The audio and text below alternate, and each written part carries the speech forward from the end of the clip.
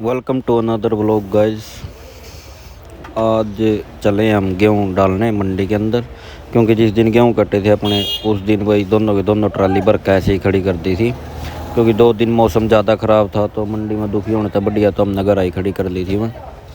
उसके बाद सुबह सुबह निकल दिए भाई, 2 चक्कर करने थे तो मैं कहा भीड़ भाड़ ज़्यादा ना हो, तो इसलिए अर्ली मॉर्निंग निकल लिए थे घर से। निकलने के बाद भाई घर से निकले तो देखा तो ट्राली के आगे एक ट्राली और खड़ी थी दूसरों की, भाई वो ट्राली निकलवाई, उसको निकलवा के फिर अपनी ट्राली निकाल के फिर अपना निकल दिया हम गाँव से। गाँव से निकलने के बाद हम चले गए वही जिट रोड आता है हमारा रास्ते में, जिट रोड पे चढ़ के और ट्रैक्टर खींच दिया भाई, और पेलते पेलते ट्रैक्टर को पहुँच गए भाई हम मंडी की तरफ जा रहे थे भाई। और देखा होगा आपने भाई कंबल ओढ़ रखे, मन तो ज़्यादा ठंड लग रही थी तो मैं तो उड्डी भी डाल दिया था, कंबल भी ओढ़ रहा था। मंडी की तरफ जाके भाई गेट पास भी कटवा लिया था अपना, जो भी ये अड़गम सड़गम डोंडरे करवा रखे हैं सरकार ने वो सारे डोंडरे करके पर्ची अपने हाथ में आ गई थी। उसके बाद भाई थोड़ी सी ट्रैक्टर के साथ मस्ती करते हुए ज़्यादा रेस दे कर गेयर लगा के एकदम मजे ही लेकर थोड़ी सी देर फिर अपना पहुंच गया आड़ती की दुकान पर।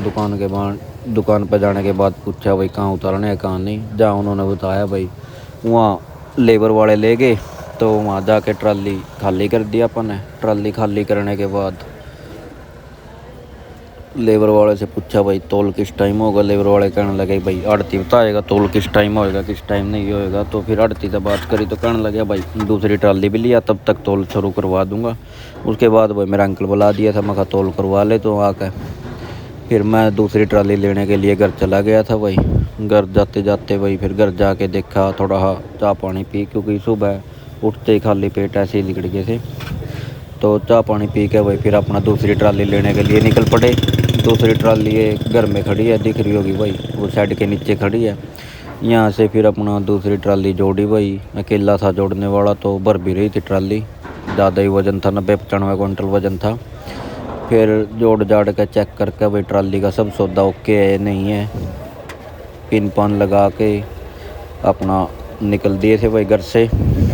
यहाँ से निकलने के बाद भाई आगे रास्ता था बहुत ही ज़्यादा ख़राब, तो आराम राम से जाना पड़ा, कम से कम भी आधा पौना घंटा लग गया मंडी में जाने में।